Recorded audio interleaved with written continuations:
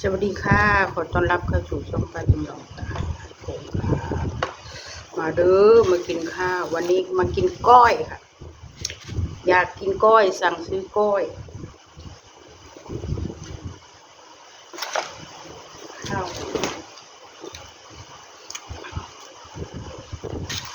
บ่บ่สิได้อันนั้นกินมื้อแรก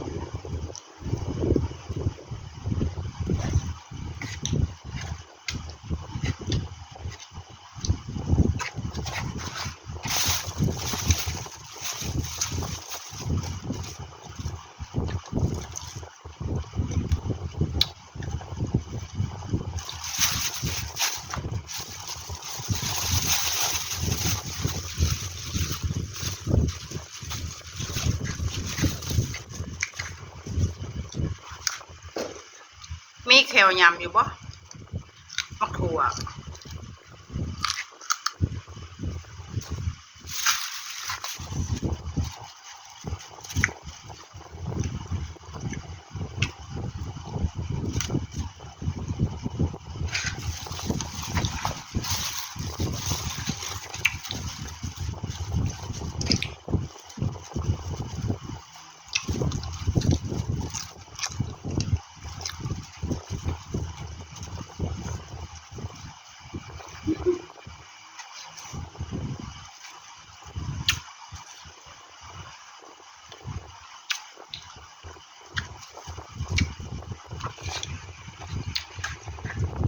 ใครมานั่งกินข้าวหน้ามืด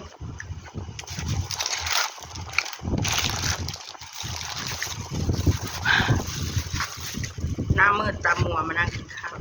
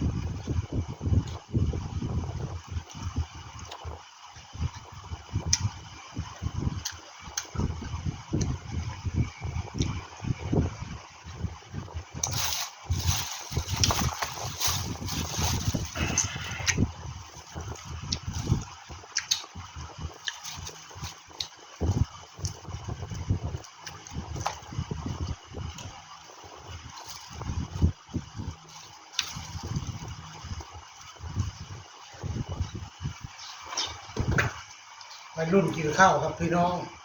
วัยรุ่นกินข้าวไม่ได้ยินเสียงโกบๆเก็บๆเลยนะกินผักกินหญ้ากินอะไรก็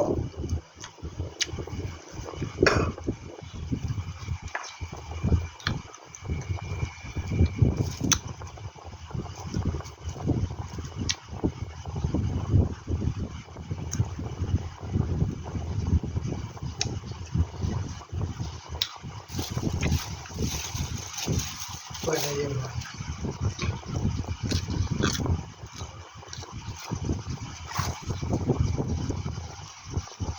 ยับผมเข้ามา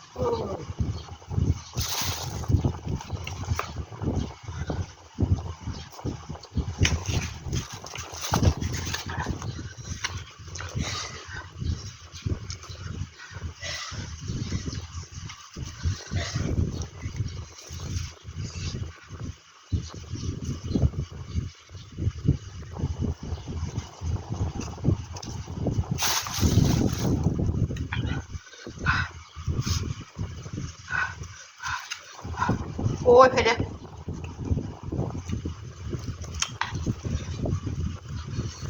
ขนาดเลย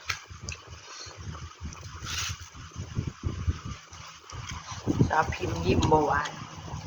จัดหนักจัดเต็ม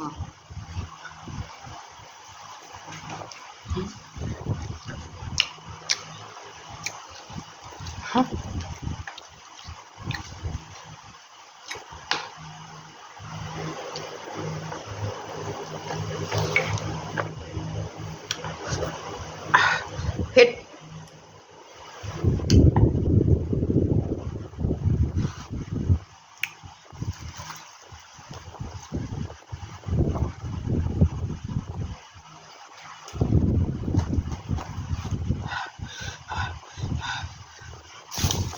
็ดโดพี่น้องเลยสุกเล็ก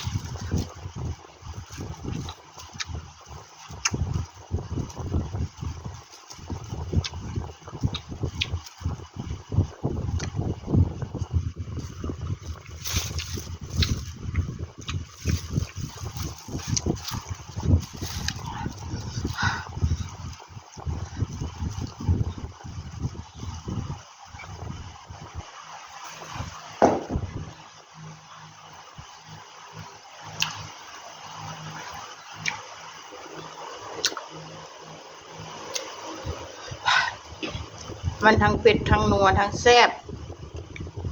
ยอด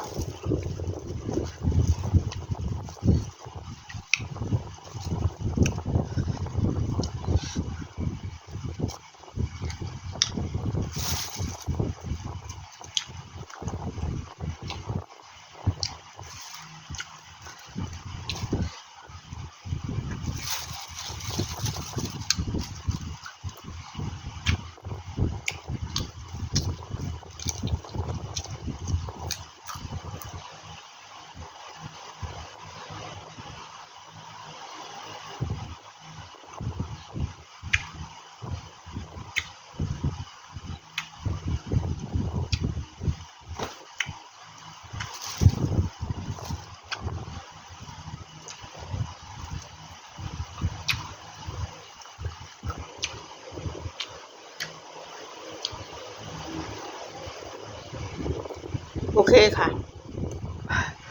บ่ไหวขอจบคลิปแค่นี้เด้อขอบคุณที่เข้ามาติดตามอยู่คุณยาย